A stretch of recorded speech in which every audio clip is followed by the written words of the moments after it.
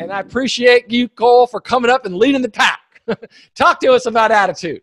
So for me, I'm going to be determined not to allow this to define me. I spent a lot of time thinking about it, and you can always kind of feel like the sky is falling in here. You know, there's a lot of negative stuff to focus on if that's what you're going to let yourself focus on.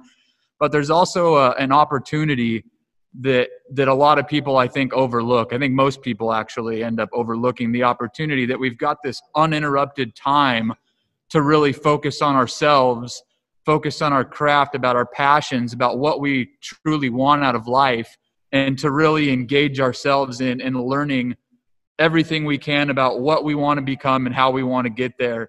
So for me, I think the overall attitude and theme of it is to just not let any of this really get to where it gets a lot of people. I want to use the time, every minute of the time, to benefit myself and my future. Okay. So let's try and put this into context of what we have learned from the previous 2 days. So I think that there is if we start with this concept of defining success, try right now. I know you are getting ready for sentencing, and it's important to be thinking about the right mindset and how can you reflect that you've got the right attitude. So now I'm a federal judge. I'm a judge. I'm a sentencing judge. Let's start from that concept. And you want to show me, you can't go in there and say, oh, I've got a good attitude, right? Yeah. It's got to be self-evident by the things that I do and the way that I think and the way that I communicate this. So here is a great exercise that we can be working on together to show, as I told you about from these books, these different books that I read, whether it's The Right Mindset or whether it's 9 Innings, or whether it's Looking Forward, all of these things talk about this same message. We're just putting into this context that I did for the Straight A Guy. But I'm a judge right now. So how are you going to influence me that you've got the right attitude? And I would like it if you could start by incorporating these lessons from Monday, defining success, and 2, yesterday's lesson of having clear goals. Okay? Now, tie your attitude to those 3 concepts, if you can. And if you can't, then I think the first step is to say, I'm not clear on that. And then I know I didn't do a good job of teaching, and I'll try again. Because this is an exercise. Let's go. Yeah, so if you're the judge, I'm going to say, Your Honor, I've clearly made a ton of bad decisions here. I'm really determined to not let my past define my future. And I've done a lot of stuff here to try to make sure that doesn't happen. It's not just me. There's a lot of residual effects that have been caused by my attitude previously, by the mindset that I had. And I'm very much determined to make sure that this isn't my future. So I've done a lot of things here to ensure that my future doesn't look anything like my past, and I'm not going to let that happen. I've been able to obtain my GED while I'm in here.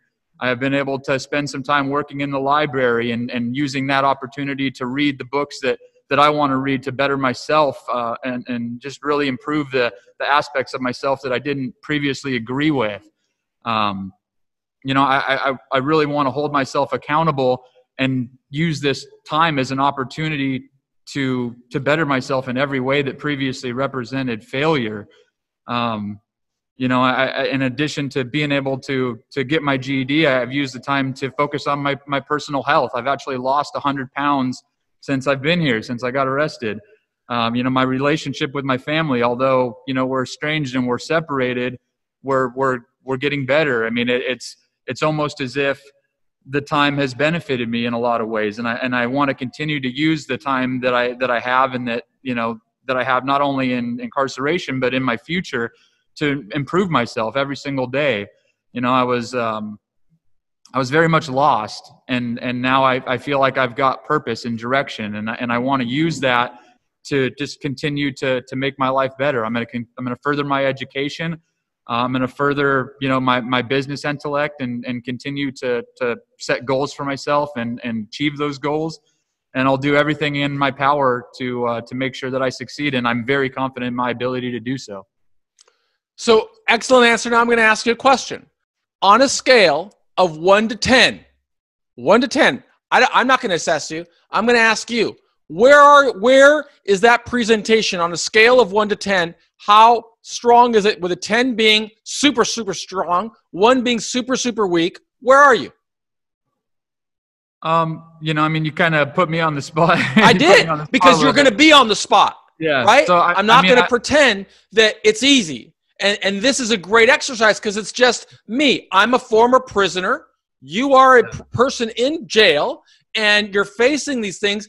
And I'm not here to make it easy. I'm here to push you and pressure you and test you so that when you leave, all of you, every person in jail or prison is thinking about, how do I be the best in the world at what I'm doing? And so on a scale of 1 to 10, where will you assess yourself?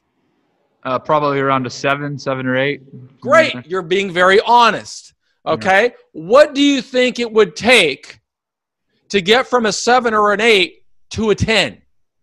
Probably a little bit more preparation. Okay. So I think that's the case for everybody in there. Now, if you want me to give my assessment on what I heard, I'm very happy to do that if you guys think it's helpful. Please.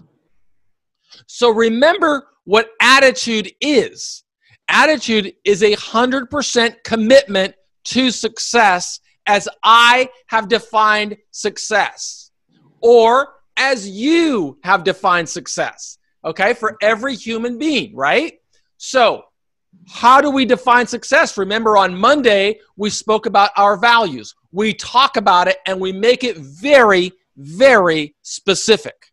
And then you have these very clear goals that are specific, measurable, action-oriented, timely, and realistic, right? I don't know how to spell smart. Smart goals: specific, measurable, action-oriented, realistic, time-bound. So when I'm giving an answer, regardless of what I'm doing, I want to be thinking about this concept: values, goals, attitude. And I want to try and incorporate that. If I'm going to make an influence to a federal judge, a sentencing judge, I'm not thinking about who I am or what I've done or how great I am. And I'm not suggesting that you did that.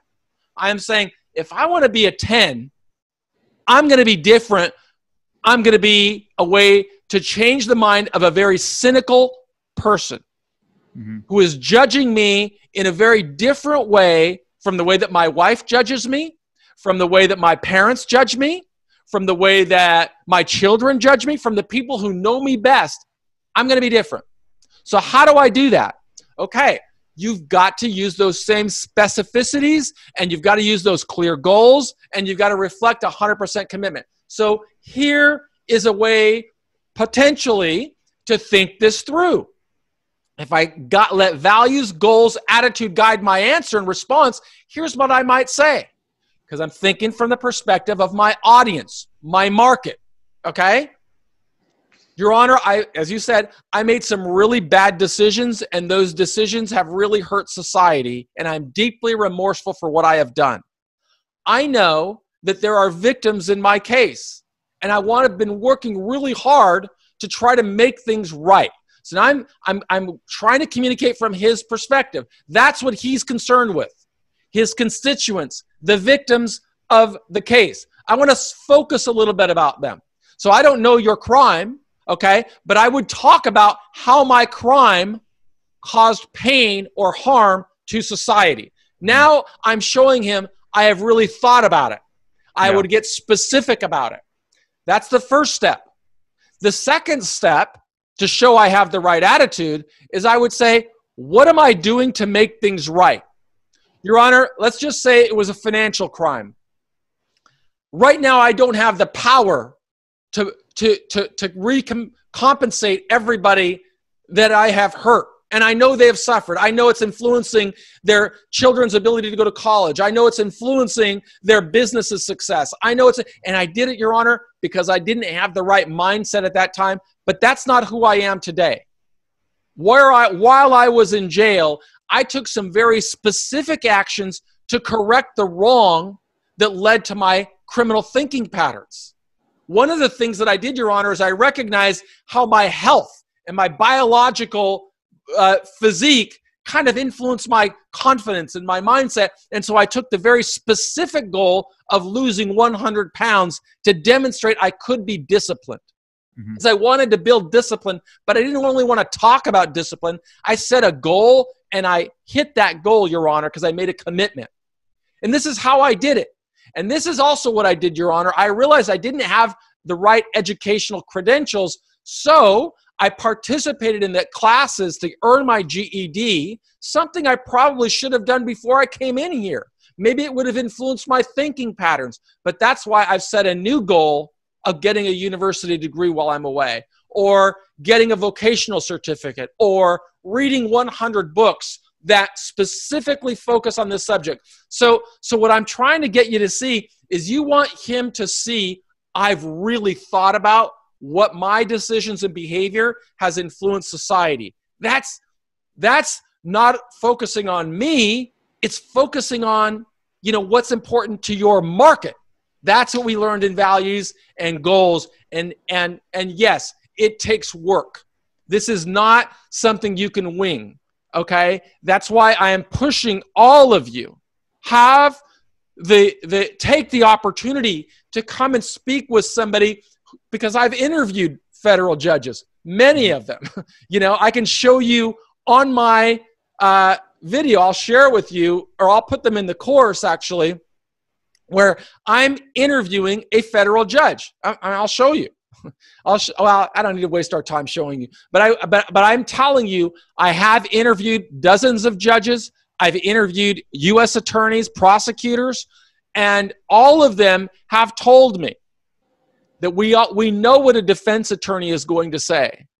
What really is important is if the defendant has really reflected on how he got here, what he has learned from the experience, how he identifies with the harm that this crime has caused, and what has he done about it.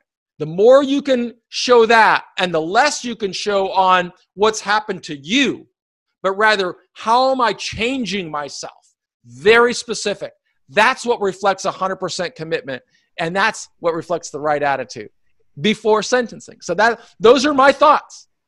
I'm not the God of all of this, right? I'm a guy who went through it, but I fight it all the time. And I hope that response gives you guys some insight on what I'm talking about, of what it means to have the right attitude. Does that make sense? Absolutely.